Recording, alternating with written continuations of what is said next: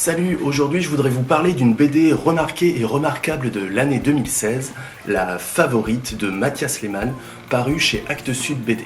Nous sommes dans les années 70 et Constance, qui a une dizaine d'années à l'époque, nous confie ses souvenirs d'enfance qui ne sont pas forcément les meilleurs. En effet, Constance ne sait rien de ses parents.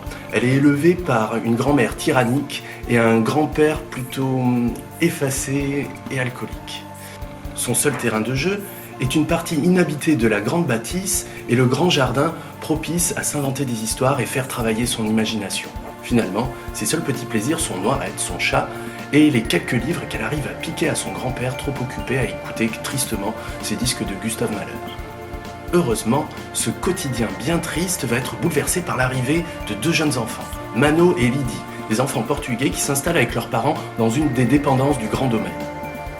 Alors ok, ce résumé peut paraître peut-être un petit peu sinistre, pourtant non, il ne faut pas hésiter à se plonger dans cette BD qui souffle à la fois le chaud et le froid. La grand-mère de Constance est un monstre? Ok. Constance vit un calvaire? C'est vrai. Pourtant, Mathias Lehmann réussit à créer une atmosphère et un univers totalement fascinant. Quelque chose qui naviguerait entre Tim Burton pour le côté romantique et gothique, Claude Chabrol pour le côté bourgeoisie de province, Hitchcock pour le suspense. Il initie aussi beaucoup de douceur dans cette BD en décrivant de façon magistrale la magie de l'enfance, l'ennui, l'imagination, les lectures qui ouvrent au monde et les premiers émois amoureux. Au final, La Favorite est une BD amère et tendre, sombre et douce à la fois, servie par un dessin en noir et blanc de toute beauté, des planches déstructurées et aériennes qui en font une BD originale, d'une richesse rare qu'il faut prendre le temps de découvrir.